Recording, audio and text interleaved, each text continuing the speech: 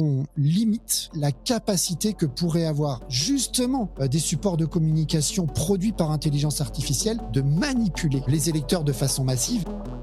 Il va y avoir des manipulations de grande échelle, non pas orchestrées par le candidat rival local. Et c'est là qu'interviennent les risques d'ingérence, y compris les ingérences d'un pays étranger.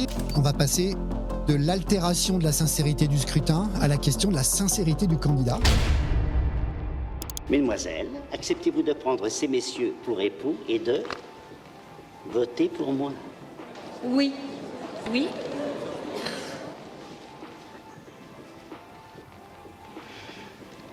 Oui. Bon, je vous déclare unis par le mariage. French Tech, esprit critique pour Tech Éthique. Let's go Trench Tech, c'est Mick Lévy avec Cyril Chaudoir. Salut Mick, salut à tous. Bon Cyril, les petites manœuvres de Louis de Funès, truculent maire de la zizanie pour grappiller quelques voix sont assez grossières. Mais qu'aurait-il fait s'il avait disposé de la puissance des IA pour les élections municipales de 2026 ? Peut-être aurait-il parvenu à ce qu'on se marie ensemble, qui sait ? Écoute, je sais pas. En tout cas, on peut toujours demander à une IA de reproduire Louis de Funès, ça c'est possible. Ah, ça c'est intéressant comme idée, parce que se profilent les premières grandes élections nationales depuis l'avènement des IA génératives, et avec elles son lot de craintes, de manipulation de masse, d'hyper-trucage, ou encore d'usage plus ou moins honnête de ces IA pour influencer votre vote. Le spectre du scandale Cambridge Analytica plane encore au-dessus de toutes les urnes du monde. Ces élections ont donc de quoi inquiéter. Il fallait qu'on fasse un point complet sur la situation alors que le premier tour est dans à peine plus d'un mois et demi de notre enregistrement du jour et que la campagne s'intensifie donc sérieusement. Et pour ça, on a un invité de choix qui est avec nous dans le studio, Jacques Priol. Salut Jacques. Salut Jacques, bienvenue. Comment vas-tu Jacques ? En pleine forme. Ah, génial. Bon, écoute, je fais rapidement les présentations. Jacques, tu es président et fondateur du cabinet Civiteo qui travaille avec des collectivités locales, notamment des municipalités, sur leur stratégie et leurs usages de la data et de l'IA. Tu es aussi intervenu auprès du partenariat mondial sur l'intelligence artificielle, le fameux GPAI, et tu enseignes à l'Institut national des études territoriales, une sorte d'ENA, on pourrait dire, du service public pour les collectivités locales. Tu as aussi largement fréquenté le sérail politique en ayant organisé et dirigé de nombreuses campagnes électorales, tant aux échelons nationaux que locaux d'ailleurs. Et tu restes un observateur avisé de la manière dont la data et maintenant l'IA sont utilisées par les élus en campagne. Tu es donc l'homme de la situation pour cet épisode. J'ai tout juste ? C'est tout à fait exact. Bon, génial. T'as une autre qualité, Jacques. En plus de bien aimer déguster des crêpes avec nous avant de te rendre dans le studio, tu étais déjà venu nous rendre visite dans Trench Tech pour un passionnant épisode. C'était sur la Smart City, on vous remettra le lien. Un épisode historique puisque c'était le 4e épisode ever de Trench Tech. Première saison et premier invité qui revient dans Trench Tech. Ah ouais, ça fait vraiment plaisir de te retrouver. Quel honneur. Ouais, c'est pas mal. Depuis, vous le savez, de l'eau a coulé sous les ponts, comme on dit. On en est à plus de 80 invités. Et puis, si vous n'avez pas écouté le premier épisode de Jacques, du coup, courez l'écouter. On vous met le lien dans les commentaires. Dites-nous aussi si vous aimez la façon dont Trench Tech a évolué, puisqu'on en est à notre 5e saison. 4 saisons se sont écoulées depuis le passage de Jacques. On verra si lui voit des différences. Lui, en tout cas, n'a aucune différence. Il n'a pas pris une ride. Mais pas une ride. C'est fort, les gens comme ça, franchement. Ça, c'est les Bretons. Bon, allez, on annonce le programme, mon Cyril. Bon, on va tout d'abord voir comment les données ELIA sont utilisées dans les campagnes des candidats, avant d'interroger l'engagement et la sincérité politique de nos candidats à l'ère des IA. On retrouvera aussi la chronique, parce qu'il faut bien rigoler quand on parle de politique. Un moment d'égarement de Laurent Guérin. Allez, c'est parti pour le grand entretien. ChatGPT, c'est mon nouveau directeur de campagne. Trench Tech, esprit critique pour Tech Éthique. Bon, alors, l'IA n'est pas encore arrivée à manipuler, à truquer les votes dans les urnes, enfin... Je pense. En tout cas, elle s'est déjà invitée dans la conception, la production, évidemment la diffusion, ça on s'en doute un petit peu, des discours politiques. contribution à la rédaction d'un programme, ciblage des électeurs, storytelling évidemment, et puis production de visuels en tout genre. Bon, en gros, ce qu'on pourrait appeler le marketing politique, quoi, la compol. Du coup, est-ce que faute de militants, de ressources, voire même d'idées suffisamment structurées, les IA devenaient les nouveaux assistants de campagne. Jacques, toi qui es au cœur du système, au cœur de l'étude de ce phénomène, de tous ces phénomènes d'ailleurs, est-ce qu'on peut commencer par des exemples concrets, visibles, et donc c'est-à-dire réels, de ce qui est en train de se tramer à l'aube des municipales 2026 ? Oui, on commence à voir des choses, évidemment, parce que l'IA, on parle surtout de l'IA générative. On verra qu'on peut utiliser aussi quelques autres modèles en période électorale, mais l'IA générative a fait irruption massivement dans notre société et le champ de la politique n'y échappe pas. Donc effectivement, nous sommes maintenant en campagne électorale dans toute la France depuis quelques jours, quelques semaines pour ceux qui ont démarré les premiers pour les élections municipales. Et rappelons qu'on enregistre, pardon Jacques, on est le 23 janvier, donc effectivement on est à un gros mois et demi du début du scrutin. Ouais. Voilà, les choses ont démarré et on a d'ores et déjà quelques exemples. Ici, un candidat qui utilise de l'IA générative pour fabriquer des illustrations, alors plus ou moins bienveillantes à l'égard, par exemple, d'une équipe sortante. Je pense à quelque chose qui s'est passé à Strasbourg il y a quelques jours où le tête de liste d'opposition a publié des photos de la ville de Strasbourg, des rues dans lesquelles l'IA avait été utilisée pour rajouter des ordures, des saletés, pour pouvoir dénoncer l'état de propreté de la ville. On attaque dans le vif du sujet, on est déjà dans le deepfake. Ah oui, c'est clair. Alors je ne sais pas si c'est du deepfake, on va y revenir, ça fera partie de notre discussion, mais en tout cas on peut utiliser l'IA générative pour faire de l'image. On a également une liste qui est actuellement en cours de campagne à Paris, qui a utilisé également de l'IA générative pour produire une série d'images avant-après sur tout un tas de sujets pour montrer quelle est la ville aujourd'hui et qu'est-ce que demain elle serait si cette liste pouvait emporter le scrutin. Dans d'autres cas, on utilise de l'IA générative sur du texte. Vous avez aujourd'hui une liste à Grenoble qui a mis sur son site internet un chatbot relativement sophistiqué, bien entraîné, du RAG, des choses tout à fait classiques que nous connaissons dans d'autres univers professionnels, qui peut répondre à tout un tas de questions sur le programme du candidat, les avantages, les inconvénients, des comparaisons, etc. Par ailleurs, on a aussi des outils qui, vous le savez, ce n'est pas le cas, je crois, de TrenchTech, qui peuvent produire directement des podcasts par intelligence artificielle. Je certifie que vous êtes bien là. Oui. Nous, on est bien là pour de vrai. On ne donne pas là-dedans. À Chantilly, par exemple, donc en région Île-de-France, vous avez aujourd'hui une liste qui produit régulièrement des podcasts fait par IA à partir de l'enregistrement de chaque réunion publique pour donner la possibilité aux gens qui ne sont pas présents de pouvoir les écouter. Donc voilà, des exemples que l'on connaît dans la vie courante aujourd'hui d'utilisation de l'IA générative ont fait leur arrivée dans le monde de la campagne électorale. Et avec des choses discutables, mais finalement quelques bonnes choses aussi dans le lot, finalement, rendre accessible les comptes rendus des assemblées, etc., d'une manière un peu plus ludique, peut-être plus facilement digérable, c'est OK. Rajouter des poubelles, des ordures. Mais après, on sait que ça marche bien sur un plan marketing, cognitivement, les gens aiment bien, parce que c'est facile à se projeter. C'est un parti qui a des couleurs un peu clinquantes, rose fluo et jaune fluo, ou pas du tout ? Qui a utilisé cette technique. Non, c'est pas le nouveau parti là qui se lance à Paris. C'est un parti qui a plutôt du bleu, du blanc et du rouge. On va pas rentrer dans cette bataille politique au sein de TrenchTech. C'est intéressant d'explorer. Il y a du bleu, du blanc et du rouge dans TrenchTech, mais ça ne veut pas forcément dire. Ça dérape. J'avoue. Bon alors Jacques, c'est pas non plus nouveau finalement qu'il y ait de l'IA et des données utilisées dans les campagnes. Là, c'est la première campagne avec l'IA générative, on l'a dit, mais auparavant, il y avait déjà beaucoup d'usages finalement avec l'IA et de ciblage aussi à partir de données.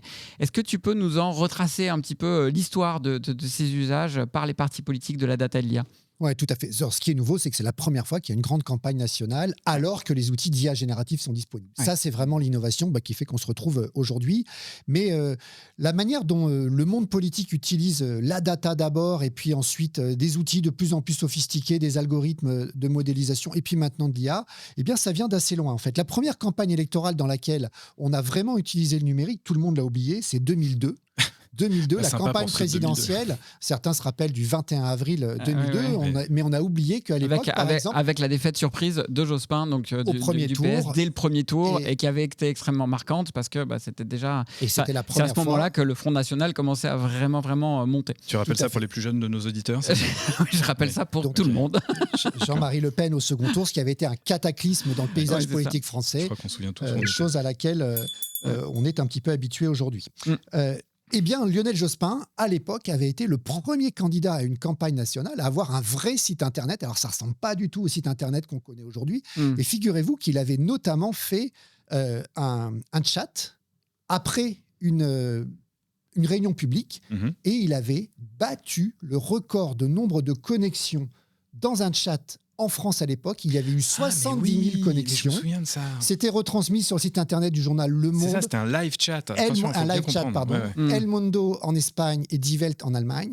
Et il y avait eu 70 000 connexions. Et il avait battu un record qui avait été installé juste avant. C'était un live chat de Loana qui sortait du loft. Il faut raconter ça. Il faut raconter, non pas Loana, mais il faut raconter pour ceux qui n'auraient pas connu cette époque-là, c'est-à-dire qu'avant d'avoir des chatbots, on pouvait faire des live chats. Donc en gros, c'est un peu comme quand vous regardez Twitch aujourd'hui, quoi. C'est comme si vous faisiez venir Jospin dans une émission Twitch. Il est en live, il répond à vos questions et c'est Exactement. parti.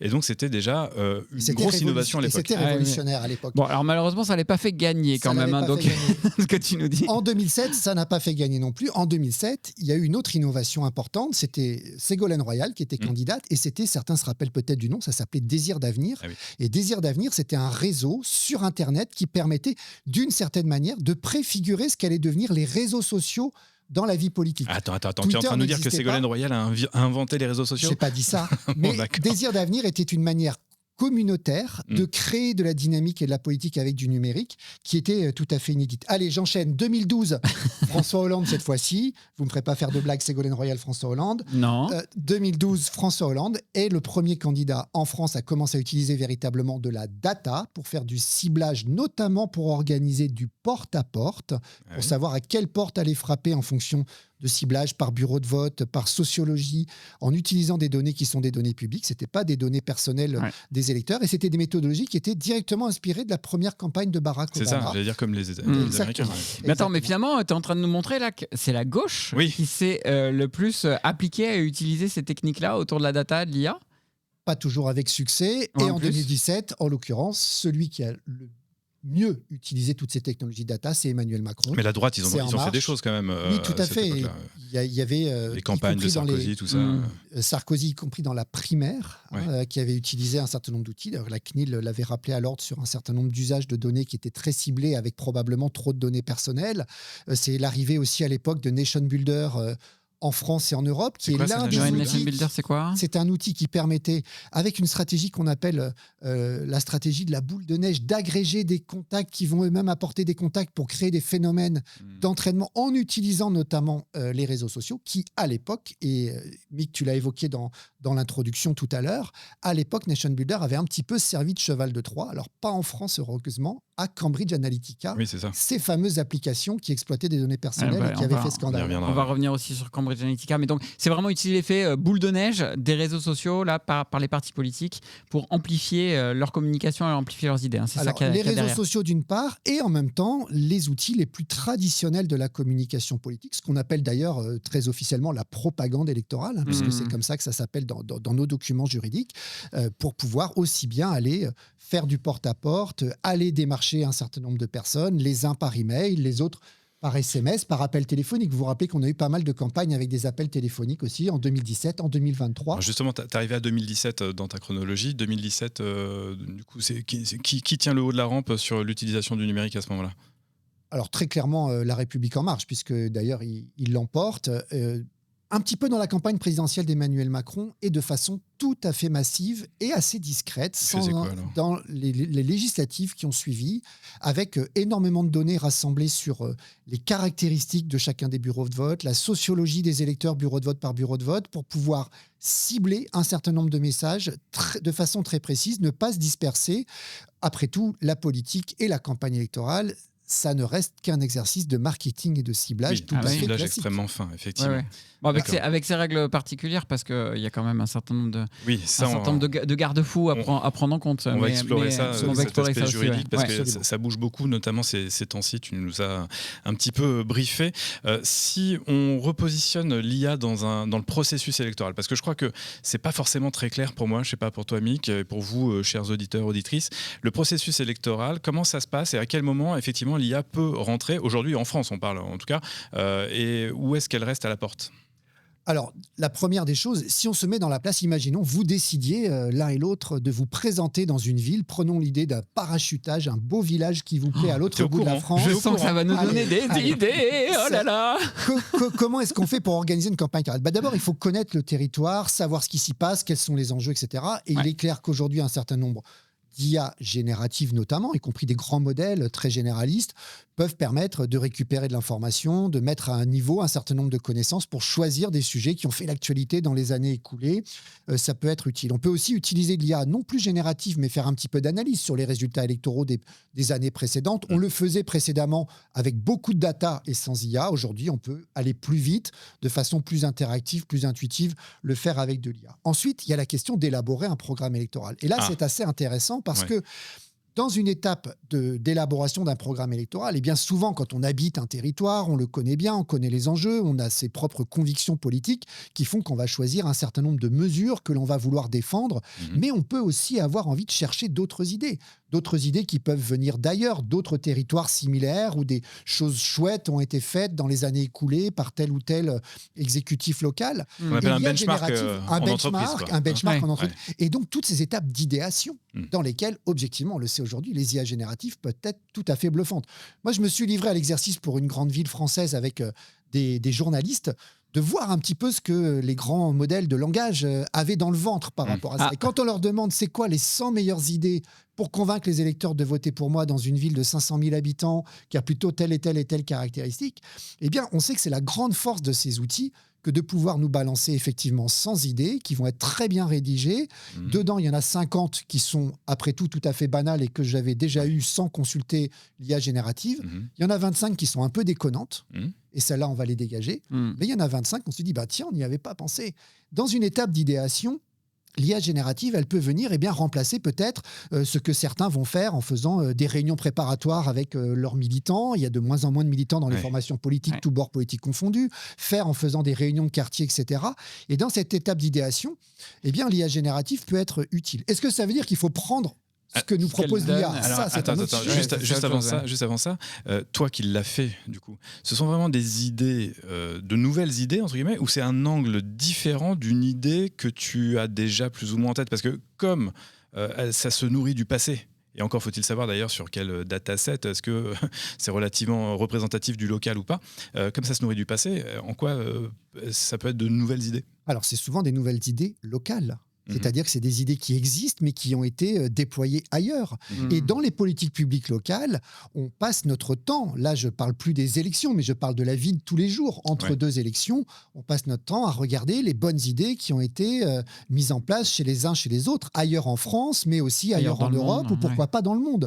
Et là, ces modèles ont une capacité, dans cette phase un petit peu créative, à nous sortir plein de choses assez étonnante. Et donc on est sur les datas d'un LLM classique grand public, ou on est Absolument. sur un LLM qui a été un peu fine-tuné sur des datas que vous avez collectées, un peu en une espèce de petit RAG, alors bon, désolé pour tous ces acronymes, mais en fait un corpus de données sur lequel vous avez entraîné, ou en tout cas vous avez dépassé le pré-entraînement de votre chatbot pour qu'il puisse raisonner uniquement sur ces données-là. Donc là tu nous dis non, c'est sur un outil grand public, les $20 par mois de ChatGPT ou alors du chat de Mistral, ça marche. Oui, ça marche dans cette étape préalable. Ok. Tout à fait. Ça remplace des batailles de post-it. Oui, voilà, c'est ça. Ouais. Bon, donc ça, c'est la première étape, celle que tu as appelée l'étape de l'idéation. Donc, générer des idées pour nourrir ton programme, générer des idées peut-être aussi d'action de campagne, etc. C'est quoi la suite? Et est-ce qu'on peut continuer d'avoir donc ChatGPT ou Mistral, vous avez raison, en directeur de campagne? Alors, la deuxième étape, c'est qu'une fois qu'on a un programme avec les 50 mesures qu'on va défendre pendant 3 mois devant les électeurs, il y a toutes les étapes de communication. Et traditionnellement, ce qu'on fait dans une campagne électorale, à partir d'une certaine taille de ville moyenne, grande ou très grande, c'est que ce programme, on va le décliner. Pourquoi ? Pour cibler Je reviens sur le marketing. On va le décliner par quartier. On va le décliner par type d'électeur. Une version d'un document qui va être distribué sur le marché. Ça va être la saison, là, pour les plus jeunes, pour les plus anciens, pour les demandeurs d'emploi, etc., etc. Et cette déclinaison, dans les machines qui préparent les campagnes électorales, ça prend un temps fou. Il faut trouver des gens qui savent le faire, il faut savoir bien écrire, il faut savoir décliner les choses, avoir du sens politique, avoir la maîtrise de...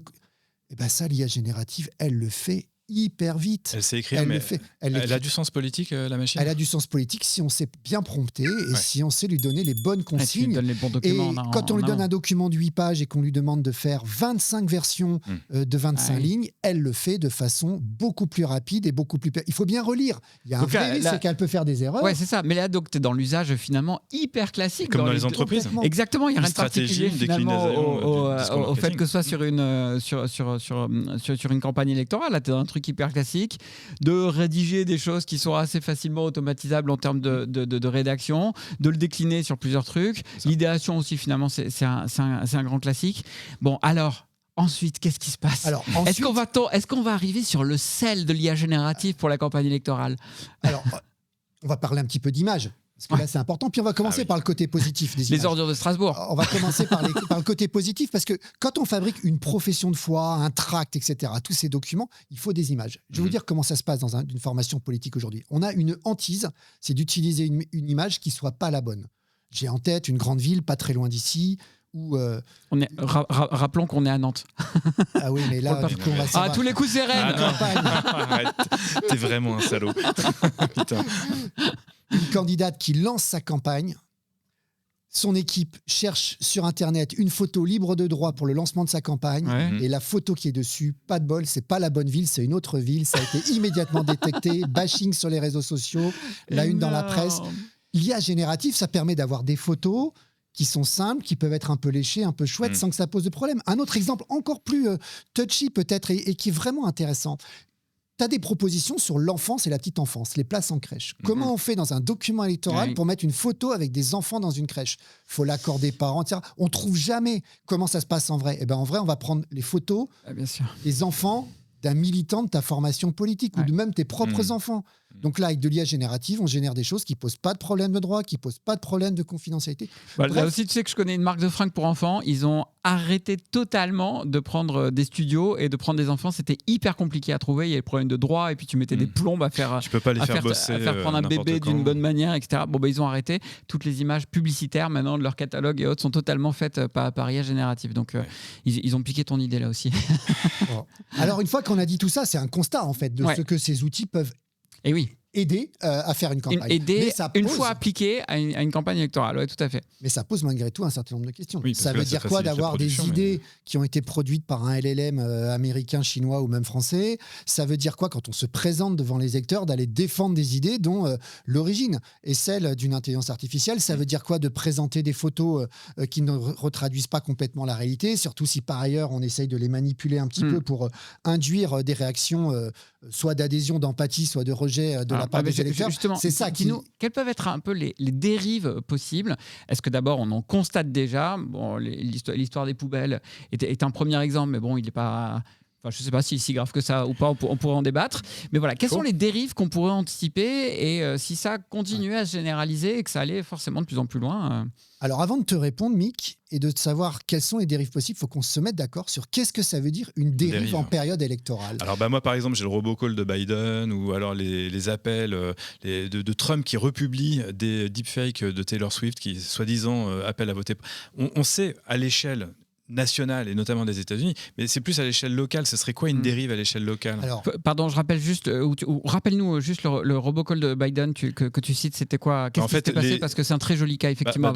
Dans une logique, très simplement, dans une logique de démarchage, on parlait de porte-à-porte tout à l'heure sur un ciblage extrêmement fin des électeurs. Là, c'est pas du porte-à-porte, mais c'est des coups de téléphone. Tu les évoquais aussi tout à l'heure. Et là, on avait la voix de Biden, on est aux US, effectivement, la voix de Biden qui t'appelait à voter. Alors, c'était quoi d'ailleurs le message? Il appelait à ne pas voter, à garder son vote pour les élections présidentielles. Voilà, et en fait, s'il baissait le nombre de personnes qui allaient voter, je ne retrouve pas le terme. Je me suis couché tard, sachez-le. Les électeurs. Je me suis couché tard hier. S'il baissait le taux de participation, ça allait profiter aux adverses. Voilà, donc, c'était ça qui était et donc, influencé. c'était un deepfake absolu. Voilà. Donc, 5000 appels qui avaient été passés pour quelques centimes à peine. Oui, c'est ça. Du tout.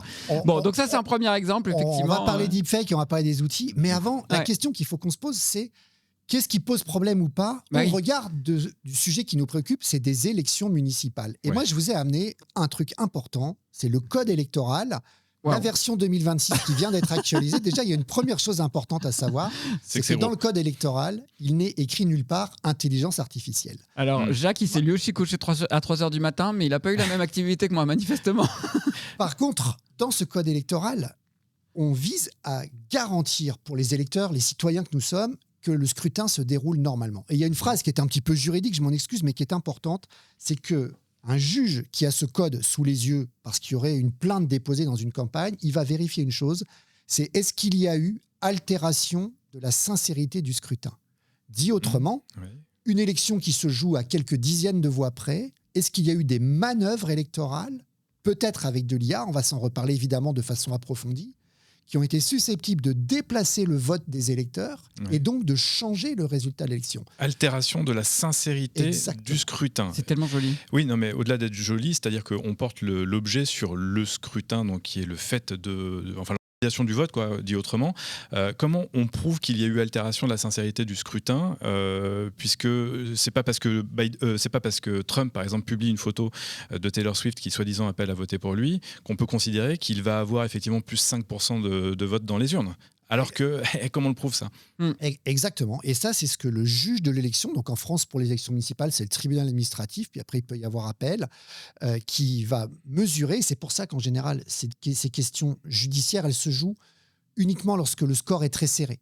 Quand il y a un écart important de voix, même s'il y a eu des manœuvres un peu tordues, et ça existe depuis longtemps, les manœuvres tordues en campagne électorale. On va aussi se dire cela entre nous, c'est important, c'est que des tracts diffamatoires, dans des campagnes électorales, ça existe depuis toujours. Des injures publiques dans une campagne électorale, ça existe depuis toujours. Et c'est sanctionné par la loi. Et si, à la dernière minute, on sort une information litigieuse qui peut faire basculer le vote, eh bien, c'est sanctionné par la loi depuis toujours. Qu'est-ce que ça change, l'arrivée de l'IA? Eh bien, c'est que cette information litigieuse, le cas échéant mensongère, elle peut avoir une apparence de crédibilité extrêmement forte, et puis elle peut être réitérée maintes et maintes fois avec beaucoup de rapidité grâce à l'intelligence artificielle. L'intelligence artificielle, elle, par nature, elle ne favorise pas la manœuvre électorale de nature à altérer la sincérité du scrutin, mais elle rend facile, pour des petits malins ou pour des gros méchants, la possibilité de produire des documents qui vont biaiser le jugement des électeurs et modifier leur vote. C'est ça le sujet, et c'est de ça dont il faut qu'on parle à travers des exemples tels que celui que tu as cité et quelques autres qui pourraient survenir malheureusement. Sur le code électoral, tu nous dis le mot IA n'est présent nulle part, ou plutôt intelligence artificielle. Je pense que c'est ça qu'on pourrait s'attendre à retrouver. C'est bien ou c'est pas bien? Le code est à la rue encore? Il a une technologie de retard, ou c'est une bonne chose? Je pense qu'on n'en a pas besoin en vrai. Voilà, moi, mon analyse, c'est que le code, il sanctionne tout ce qui va être diffamatoire, il sanctionne les injures publiques, il sanctionne les manœuvres qui vont participer de fausses informations qui vont induire un comportement, enfin modifier le vote des électeurs, que ce soit fait par IA ou pas, c'est pas le sujet. D'ailleurs, au passage, je me permets de vous montrer une petite image faite par IA qui avait fait couler pas mal d'encre à l'époque. Alors, c'était pas tout à fait une élection comme l'élection municipale. Pour celles et ceux qui nous écoutent, rendez-vous sur YouTube pour regarder l'image, et puis au passage, abonnez-vous pour nous suivre la prochaine fois en vidéo. Donc c'est Donald Trump. C'est Donald Trump qui est en pape, en fait, et qui lève le doigt de façon très docte, avec son sourire qu'on lui connaît. Avec l'idée qu'il aurait pu être élu pape à la place du pape. Rêvé, oui, bien sûr. Que l'IA générative permette de produire ce genre d'image, nous le savons tous. Là, on se doute bien que c'est une image produite par IA. Et c'est pas un problème, en vérité, que ce type d'image soit rendu possible. C'est pas ça le problème. Voilà, c'est ça. La vraie question, c'est pourquoi des personnes dont les intentions m'échappent un petit peu ont cru utile de mettre cette image sur le site officiel de la Maison-Blanche. Ça, c'est quelque chose que moi, je trouve particulièrement choquant. Et si demain, des images qui en elles-mêmes ne constituent pas des manœuvres, à part peut-être une blague le soir avec 3 prompts, se retrouvent à être diffusées dans le débat public, à circuler massivement sur les réseaux sociaux et à induire des choses négatives vis-à-vis d'un certain nombre de candidats ou très positives pour d'autres. C'est là qu'on va commencer à parler de manœuvres. Et le juge, qu'est-ce qu'il va vérifier ? Eh bien, il va vérifier si l'audience de ces fake news a été importante. Si elle a été importante 3 mois avant l'élection, c'est pas la même chose que si c'est la veille au soir de l'élection. Tout un tas de facteurs que les juristes spécialistes du droit électoral ont l'habitude de mesurer, intelligence artificielle ou pas intelligence artificielle. Bien, en ce qui concerne la photo de Trump, le photomontage en tout cas de Trump, on peut leur accorder le bénéfice du doute et donc considérer que c'est un fail. On va rejoindre un autre moment de fail avec le moment d'égarement de Laurent Guérin, qui va nous parler d'un site, d'un service qu'on a bien connu avant l'arrivée des plateformes de podcast. Tu bluffes, Martoni. Ton arme n'est pas chargée. Oups, un moment d'égarement. Aujourd'hui, Laurent, tu nous parles de l'ancêtre des réseaux sociaux, une plateforme que dis-je, un espace créé bien avant Facebook, LinkedIn et Twitter, qui n'a pourtant pas survécu. Tout au fond des archives de l'Internet, une fois que t'as passé les cartons pleins de poussière de Google+, du Zoom, du Métavers ou encore du WAP, juste après les toilettes et les toiles d'araignée du PDA et de l'oreille de Bluetooth, il y a un dernier bureau qui fleure bon l'école primaire, en bois, avec des prénoms gravés au compas ou à l'équerre. Au mur, il y a un tableau avec des écritures. Et là, il y a un mec assis, légèrement voûté, avec un sourire ultra white, un t-shirt blanc immaculé. On dirait un élève d'un BEP soudure. C'est Tom de MySpace. Ah, ce bon vieux Tom, c'est presque devenu un mème du web. Il était ton premier ami quand t'ouvrais ta page MySpace. Et oui, créé en 2003 par Tom, donc Anderson de son nom, ainsi que Chris DeVolve, pas le chanteur ni le footballeur, et John Hart, pas le mari de Jennifer Hart, MySpace Bon bref, il y avait des millions d'utilisateurs qui en firent le site web le plus visité aux US en 2006 devant Google. Mieux, en 2008, le site générait 800 millions de dollars de chiffre d'affaires, 800 patates, avec une base utilisateur de 115 millions. Mais la première étape du fail était déjà enclenchée, Tom et ses amis ayant cédé MySpace à News Corp en échange de 580 millions en 2005. Et ouais, tonton, qu'est-ce qui intéressait Tom et sa nana ? C'est le pognon. Et News Corp, c'est qui ? C'est Rupert Murdoch. Et qu'est-ce qui l'intéresse, Pépère ? Oui, alors le pognon, c'est sûr, mais surtout, c'est de savoir c'est qui a la plus grosse stratégie d'acquisition.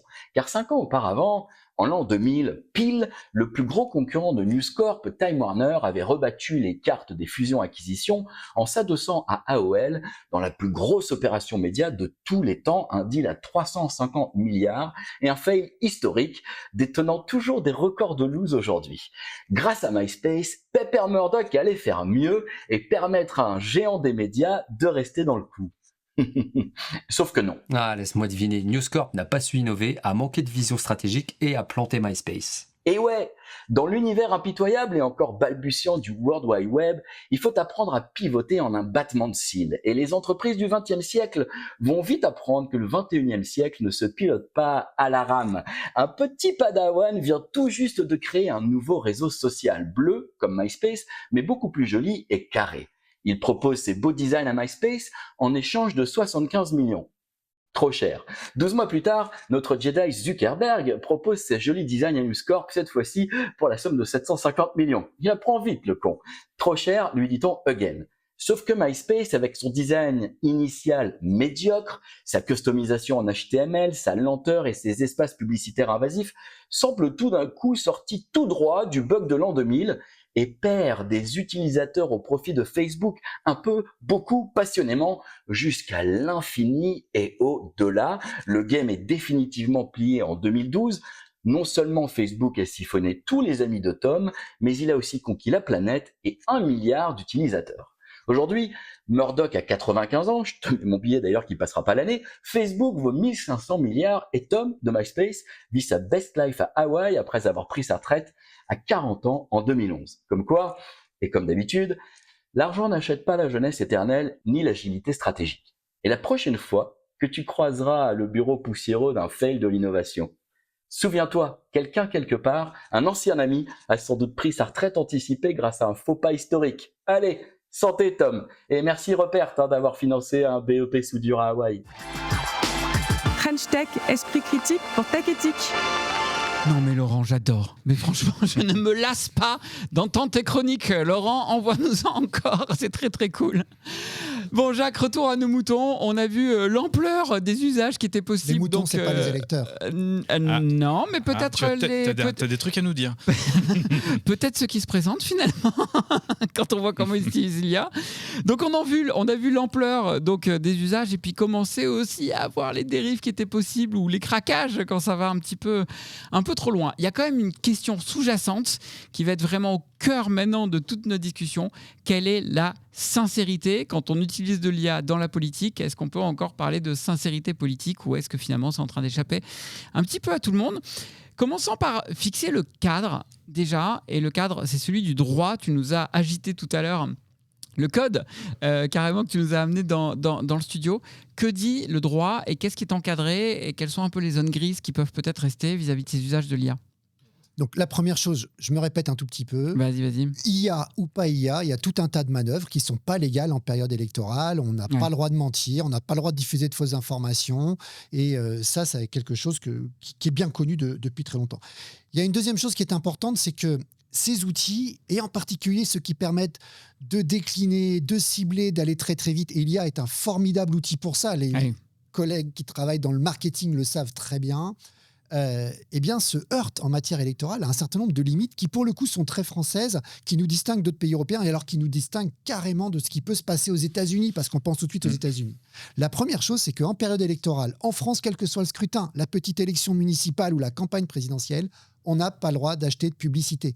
La publicité politique en France, en période électorale, est interdite. Même sur les réseaux sociaux. Même sur les réseaux sociaux. On ne peut pas acheter des pages, du push, du ciblage. Et donc ça limite de toute façon l'impact possible de tous ces éléments. Et c'est sans doute tant mieux, pas par rapport au contenu qui circule sur les réseaux sociaux. C'est tant mieux pour d'autres raisons. Ça mériterait presque une autre émission, qui est le coût des campagnes électorales. En France, les campagnes électorales, elles sont financées sur fonds publics. Il y a des plafonds de dépenses et il y a un certain nombre de dépenses dont la nature est interdite pour que tout cela reste raisonnable.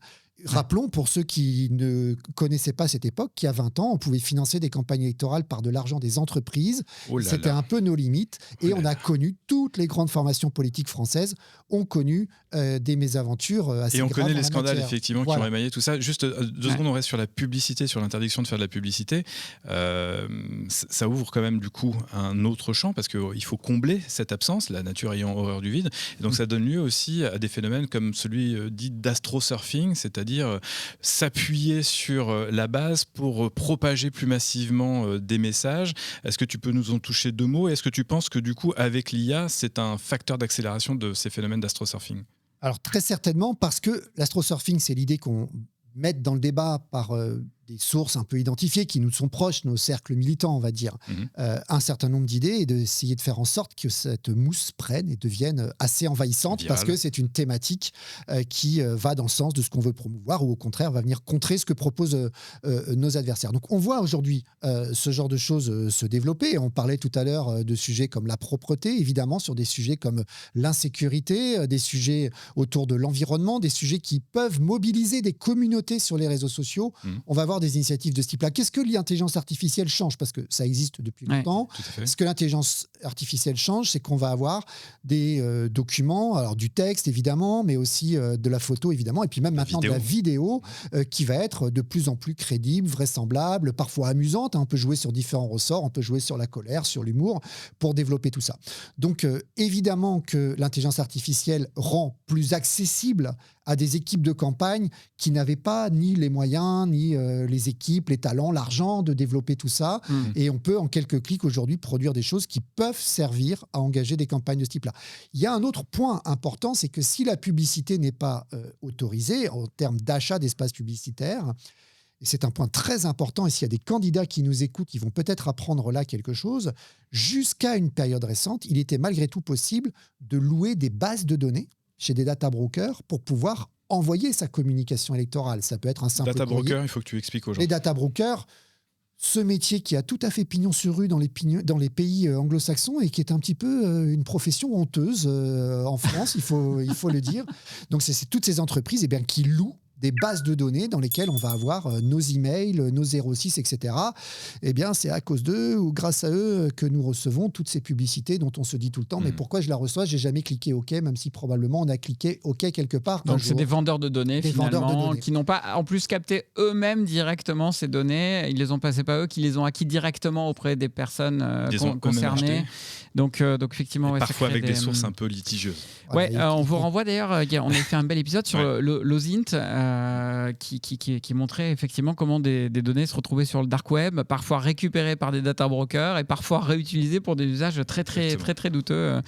Il y a de sacrées choses autour de ce métier-là. Donc on avait le droit d'en acheter. Voilà, on avait le droit d'en acheter et certains data brokers, je prends un tout petit peu la défense quand même, certains data brokers avaient pris le soin de constituer des fichiers avec le fameux opt-in, je donne mon accord, mon consentement, qui fait qu'on pouvait de temps en temps recevoir de la communication de nature politique. Il se trouve que depuis le mois d'octobre 2025, donc c'est tout récent et c'est la première fois qu'on a une campagne électorale dans ce cadre-là, l'Union européenne a adopté un règlement sur la transparence de la publicité politique qui fait qu'il n'est plus autorisé aujourd'hui d'acheter ou de louer de la data pour de la propagande politique. C'est interdit en Europe, c'est la CNIL qui le dit, et j'ai, pour préparer cette émission, pris le soin d'appeler un certain nombre de data brokers pour savoir si cette nouvelle réglementation était connue et se mettait en place, et plusieurs d'entre eux m'ont dit qu'ils avaient retiré de leur catalogue la possibilité d'utiliser des données qui servent à nous vendre des baskets ou du savon, du shampoing ou des voitures, et qu'ils avaient retiré de leur catalogue la possibilité de s'en servir pour la campagne des élections municipales qui est en cours. Et donc, bonne ou mauvaise chose selon toi? Moi, j'ai tendance à dire plutôt bonne chose pour deux raisons. La première, c'est que si le législateur européen a fait ça, c'est pas pour s'amuser, c'est qu'on considère que la question de la communication politique touche à des choses qui sont intimes, qui sont importantes, qui trahissent d'une certaine manière un présupposé de ce que sont nos opinions politiques. Et nos opinions politiques, ça nous regarde. C'est des données sensibles. Et c'est pas la même chose que de savoir que j'ai envie d'acheter une paire de baskets que de savoir que j'ai envie de voter pour un tel. La deuxième chose qui est sans doute importante, c'est que en faisant cela, on limite les effets boule de neige dont je parlais tout à l'heure et la capacité que pourraient avoir justement des supports de communication produits par intelligence artificielle de manipuler les électeurs de façon massive. Et c'est là qu'intervient un autre élément qui peut être important, on en a tous entendu parler aussi, c'est de savoir si sur des campagnes électorales de ce type-là, il va y avoir des manipulations de grande échelle, non pas orchestrées par le candidat rival local, sans doute pas non plus, encore que peut-être on aura de mauvaises surprises, mais orchestrées par une formation politique à l'échelle nationale. Mais c'est là qu'interviennent les risques d'ingérence, y compris les ingérences extérieures, y compris les ingérences qui, dans le contexte géopolitique actuel, sont absolument massives et d'origine variée. D'ailleurs, Viginum, dont c'est le job aujourd'hui au niveau gouvernemental, a lancé une véritable alerte à l'attention des candidats aux élections municipales en leur disant « Attention, pendant la campagne électorale dans votre commune, il est possible qu'il y ait de la désinformation en provenance d'un pays étranger. Et les candidats, ils prennent cette menace-là au sérieux. Je ne sais pas, le candidat à la mairie de Vesoul, par exemple, qu'est-ce qu'il en pense du risque d'ingérence? À chaque fois qu'on cherche un bled paumé, c'est Vesoul qui sort. Désolé. Ça pourrait être un autre. Ou de Feux de Bretagne, par exemple. Hier soir, je parlais de Feux de Bretagne. Donc, est-ce que lui, ils sont concernés par ce risque d'ingérence provenant d'une lointaine nation, peut-être la Russie ou la Chine? Alors, c'est très intéressant comme question pour en avoir échangé avec un certain nombre d'entre eux. On se rend compte qu'aujourd'hui, tout le monde est conscient qu'il y a des risques de déstabilisation, mais c'est plus un risque global de déstabilisation démocratique d'un pays à travers effectivement des centaines de faux comptes, de faux médias locaux là, que l'on voit se déployer, et Viginum attire l'attention là-dessus, à travers de la viralité, effectivement. Mais ce qu'on n'a pas vu pour l'instant, et j'espère qu'on ne le verra pas trop, c'est une capacité de ces actions d'ingérence étrangère à cibler des sujets très locaux qui pourraient justement être de nature, et j'y reviens, à altérer la sincérité du scrutin localement. Par contre, ça peut installer dans le paysage global des thématiques, des polémiques, des tensions qui peuvent... De la déstabilisation globale qui va s'appliquer partout, y compris à Feux de Bretagne, à Vesoul ou dans d'autres communes. Peut-être de façon moins large, plus précise. Tu es en train de nous dire que typiquement les Russes jamais ne connaîtront les petits problèmes locaux d'un bled en France pour pouvoir jouer dessus. En revanche, nous, ce que l'on dit, c'est qu'ils peuvent souffler sur les braises des tensions sociales que l'on connaît en France, avec les sujets que tu as déjà évoqués, que ce soit la sécurité, la propreté. Enfin, les sujets, on les connaît quand même, ceux qui sont un peu désirritants. C'est ça, en fait, le risque. Et donc, potentiellement, ils peuvent avoir un intérêt à avoir un maillage très fin à l'échelle locale. On parle souvent dans ce podcast de la confiance qui s'est érodée partout, sauf en termes de politique sur les politiques locaux. Donc, du coup, si tu veux saper, la cohésion d'un pays, d'une nation et d'une démocratie, tu vas aller essayer de te rapprocher du local. Est-ce que tu y crois à ça ? Alors oui, je pense qu'il y a deux choses. D'abord, je vais nuancer un tout petit peu ce que j'ai dit. Il n'est pas exclu qu'un certain nombre de forces malveillantes étrangères puissent essayer de déstabiliser le scrutin dans quelques grandes villes. Parce qu'à l'échelle d'un électorat important, ça peut avoir du sens et j'espère qu'on n'aura pas à en subir les conséquences. Par ailleurs, on a aussi certainement à travers ces municipales un galop d'essai pour l'année prochaine. Je rappelle qu'en 2027, on a présidentielle et législative. Ça peut être un laboratoire. Et là, c'est autre chose. De la même manière d'ailleurs que ça peut être un laboratoire pour l'utilisation de l'IA pour des formations politiques. Je reviens au scrutin local en tant que tel. Il est possible qu'il y ait à un moment donné des choses qui entrent en résonance avec des débats locaux et que ça puisse effectivement générer un déplacement du comportement des électeurs, en énerver un peu plus certains, en mobiliser ou en démobiliser un peu plus d'autres. Et là, il y a une chose qui est très importante, c'est la manière dont les élus locaux qui vont se sentir déstabilisés par tout ça ou challengés, concurrencés par tout ça, vont pouvoir ou vont devoir réagir. Viginum donne un conseil qui va être compliqué à suivre. Il dit qu'il ne faut pas réagir, parce que si c'est de la désinformation, si vous réagissez, vous allez amplifier la désinformation. Le problème, quand on est un élu local, et tu as raison de rappeler que le maire est une figure politique locale très appréciée des Français. Les politiques en France sont assez peu appréciés, pour plein de raisons, bonnes ou mauvaises, mais le maire est une figure très appréciée des Français. Quand on se fait attaquer, on se défend. Quand il y a des fausses informations, on se défend. Et ça, c'est pas lié à l'IA. Aujourd'hui, on a beaucoup de comptes Facebook, par exemple, qui fleurissent pour critiquer les politiques publiques locales. On voit que les maires se rebiffent. Certains ont même d'ailleurs déposé plainte. C'est pas un sujet d'IA, c'est un sujet de polémique. Quand tu es en local, ça touche directement à ton image. C'est difficile de se prémunir de cela et surtout de ne pas répondre. Mais Jacques, c'est l'heure de la question bonus. Bonjour Jacques. Pensez-vous que ce type d'outil pourrait désormais être adopté par des listes non partisanes pour des élections municipales sur des communes intermédiaires? Si oui, comment? Sur quel usage? Merci. Voilà la question de Lionel, c'est sur l'asymétrie que ça pourrait créer entre des grands partis, ceux qui sont avec une étiquette, et les plus petits partis, surtout dans des communes de taille intermédiaire. Est-ce que c'est plutôt un outil qui va favoriser justement ces petits partis, ou au contraire, ça va créer donc une asymétrie parce que c'est encore les plus gros qui vont savoir mieux s'en servir que les autres? Je pense très clairement que ma réponse va être contre-intuitive. Ouais. Je pense que ces outils sont de formidables outils, à condition de bien s'en servir, de ne pas tout faire avec, pour des petites listes, pour des candidatures citoyennes, pour des équipes qui étaient dans l'opposition et qui n'avaient pas accès à l'information. Ouais. Là où les grandes formations politiques vont être beaucoup plus réticentes à les utiliser, s'appuyer sur des fonctionnements plus traditionnels, s'appuyer sur des équipes en place. Et surtout, ce qui est intéressant avec l'IA générative, c'est la capacité qu'on va avoir à monter en qualité dans l'expression, la formulation, la production des choses, et donc donner la possibilité, d'une certaine manière, d'égaliser un certain nombre de forces, aussi bien dans l'accès à l'information, l'accès à la donnée, l'analyse de la donnée et la production de documentation. Il y a un vrai risque derrière tout ça, c'est de produire des choses complètement factices, vides, et qui auront l'apparence. Est-ce qu'en 2026, on risque peut-être de gagner une élection sans avoir jamais écrit une ligne soi-même de son programme et peut-être voter, nous, pour des idées que personne n'a jamais eues parce qu'en fait, elles sortent de l'IA générative? Alors, je vais vous dire une chose, ça ne serait pas la première fois. Sur un certain nombre d'élections des noms, on veut des noms. Sur un certain nombre d'élections nationales, je pense notamment à des élections législatives, après la victoire d'un candidat à l'élection présidentielle, il faut présenter 577 candidats. Certains n'ont jamais fait campagne électorale, n'y connaissent rien, ne connaissent pas le territoire, n'ont pas réfléchi à un programme. On leur donne un dispositif clé en main qui n'a peut-être pas à l'époque été préparé par une intelligence artificielle et ils se font élire sur une étiquette. sur un nom, sur une image.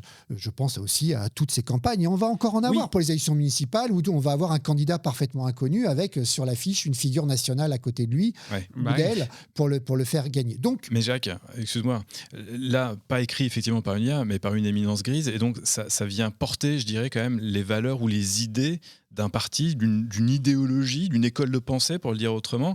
Là, c'est un peu foutraque, c'est un peu un melting pot de tout ce que l'IA, de toutes les données avec lesquelles elle a été entraînée. Donc, je suis pas sûr parce que quand on se présente et qu'on va écrire le document qui fait référence, c'est la fameuse profession de foi. Voilà, propagande électorale, profession de foi, ça peut paraître un petit peu suranné comme manière d'appréhender les choses, mais ça, pour le coup, c'est très défini. C'est un mot que j'adore. Le mot suranné, je trouve, c'est un mot qui a un charme magnifique. C'est trop satisfaisant à dire, comme dirait ma fille. C'est comme baobab, tu vois. C'est hyper beau. Suranné. Un baobab suranné. Merci Jacques pour ce petit moment de poésie. Alors, qu'est-ce qu'on en fait donc de ces professions de foi surannées? Eh bien, si on décide de l'écrire avec des prompts, ce qui n'est pas interdit par le fameux code électoral, c'est pas prévu. Si on écrit sa profession de foi, mais il vaut mieux que ça vienne de soi. Il faut que ça vienne de soi. On va quand même donner des orientations, on va faire le tri. Tout à l'heure, je vous disais que j'avais fait l'exercice avec un journaliste d'essayer de voir comment on pouvait construire le programme électoral dans une grande ville d'une équipe municipale. Et puis après, on s'est livré à un deuxième exercice. Une fois qu'on avait assez affiné les choses, trouvé, fait le tri, on s'est dit, bah tiens, finalement, et si je suis l'adversaire et je qualifie plutôt d'une autre obédience politique, avec plutôt telle et telle manière d'appréhender les choses. Est-ce que tu peux me redonner les 50 mêmes mesures, mais présentées autrement, et prioriser autrement, classer autrement? On a la possibilité, malgré tout, d'utiliser ces idées pour injecter ses convictions, parce qu'après tout, c'est de ça dont on a besoin. On cherche des têtes de liste, des élus, des listes qui vont défendre une vision de ce qu'ils veulent de notre ville. L'IA peut aider à le formuler, mais ne peut certainement pas la construire toute seule. Bon, mais du coup, on est vraiment au cœur du débat qu'on voulait avoir autour de la sincérité du scrutin.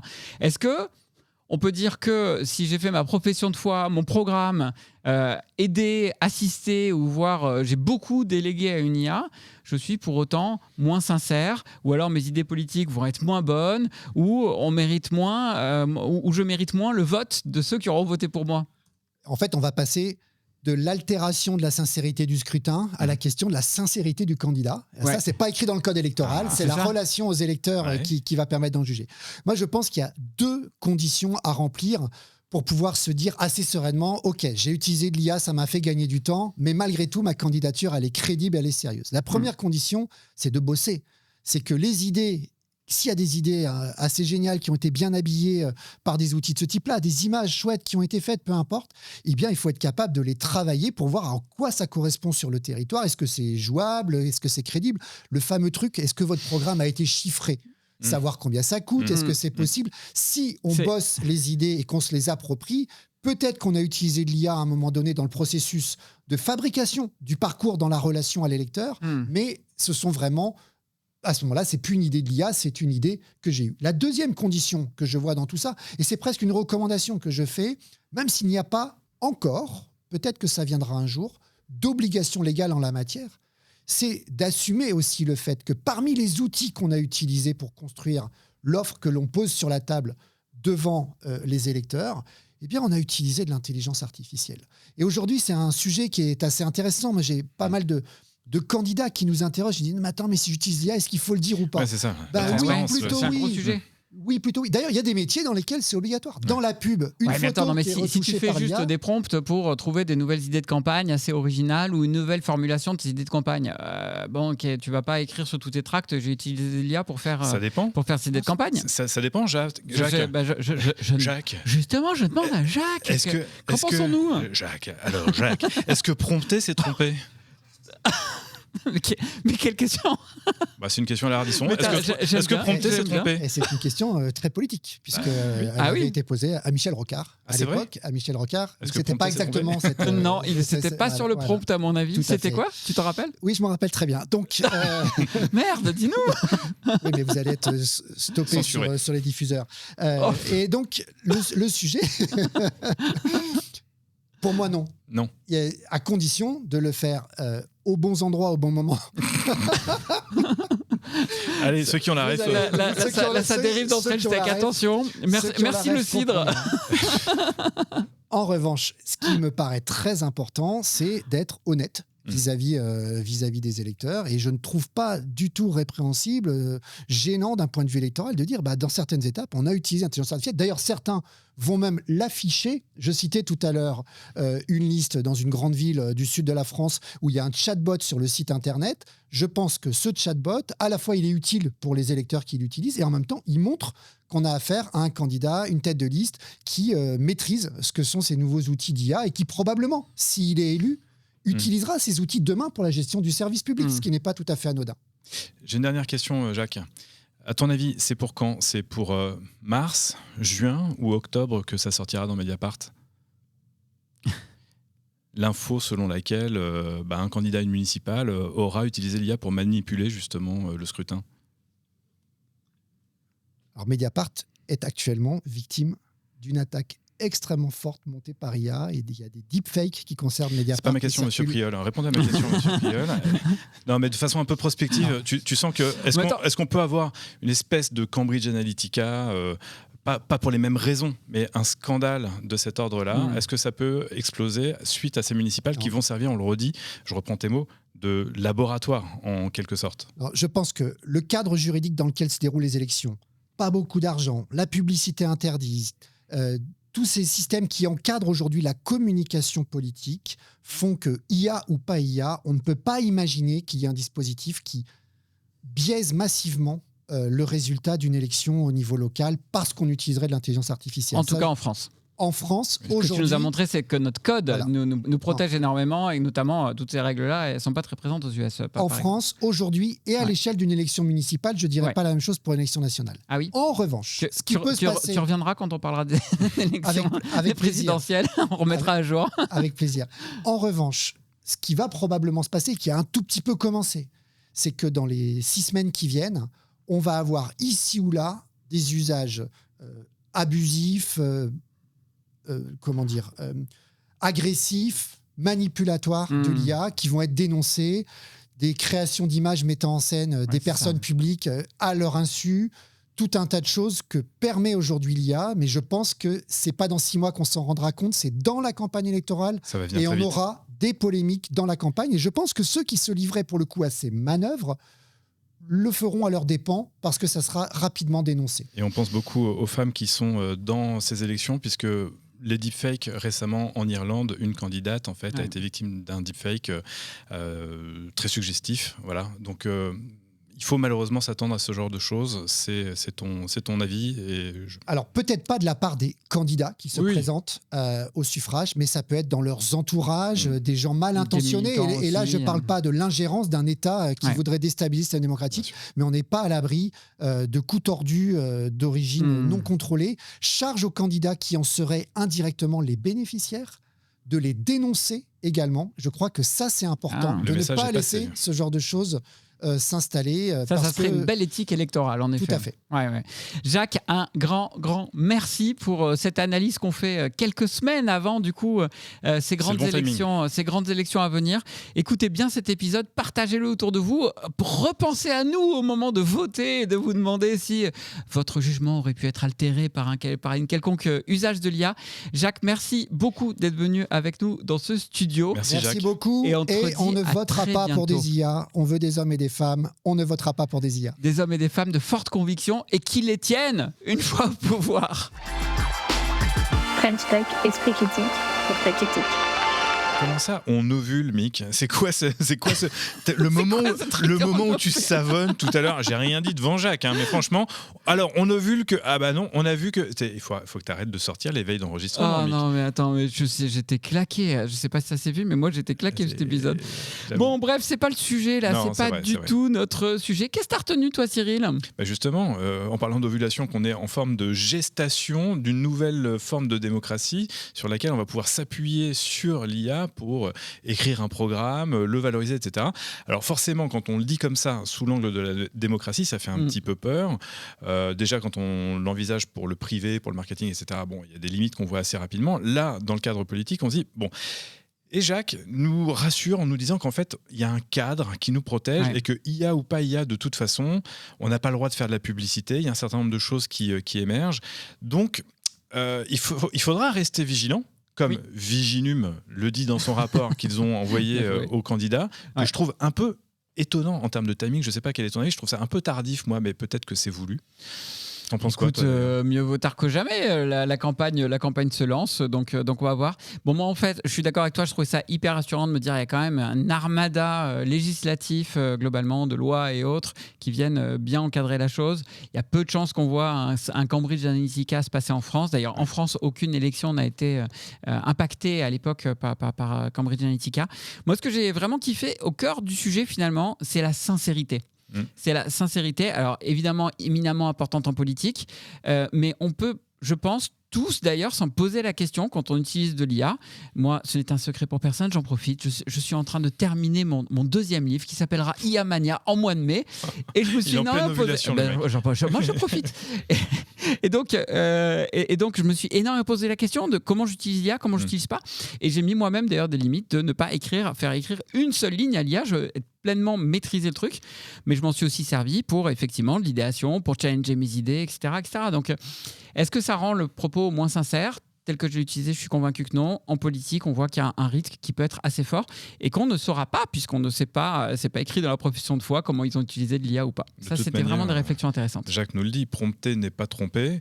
En revanche, non mais blague à part. La question piège que tu lui as tendue, j'adore. Il s'est bien marré en tout cas. En revanche, ce qui est certain, c'est que dans l'exemple, et j'ai un peu ripé quand j'ai repris cet exemple pour lui poser une question, donc il ne s'agissait pas de Strasbourg, mais de Paris, l'utilisation de l'IA pour contrer entre guillemets un adversaire, et le fameux parti aux couleurs flashy, rose et jaune, ça, on va y être exposé à mon avis. On va être exposé à des images qui vont être un petit peu truquées, à des productions de contenu qui vont aller bâcher. Ça, je suis à peu près certain qu'on va y être exposé. Je dis qu'on va y être exposé parce que tu l'as dit tout à l'heure. Effectivement, là, on est le 23 janvier et probablement qu'il y a déjà eu des exemples au moment où vous écoutez cet épisode. En tout cas, à mon avis, ça va sortir. Il nous en a donné quelques-uns. On en aura certainement plus. On a vu énormément dans les élections américaines. Genre, je me rappelle très bien de cette image de Kamala Harris qui descendait d'un avion. Ils avaient fait grossir la foule qui était soi-disant présente pour faire genre énormément de monde attendait Kamala Harris à la descente de l'avion. On va certainement en avoir beaucoup comme ça. Moi, la conclusion, c'est que je me dis qu'il va falloir qu'on soit vigilants, tous de plus en plus vigilants en tant qu'électeurs au moment de faire notre vote et de réfléchir aussi au poids qu'a pu avoir l'IA dans tout le développement de la campagne et dans tout le programme, la construction du programme même qu'aura amené un candidat. French Tech. Et voilà, plus ou moins 60 minutes viennent de s'écouler, 60 minutes dans lesquelles on a compris les enjeux de l'IA pour les élections bouillantes à venir. On espère que cet épisode vous a plu et qu'il a une nouvelle fois permis d'exercer votre esprit critique pour une tech éthique.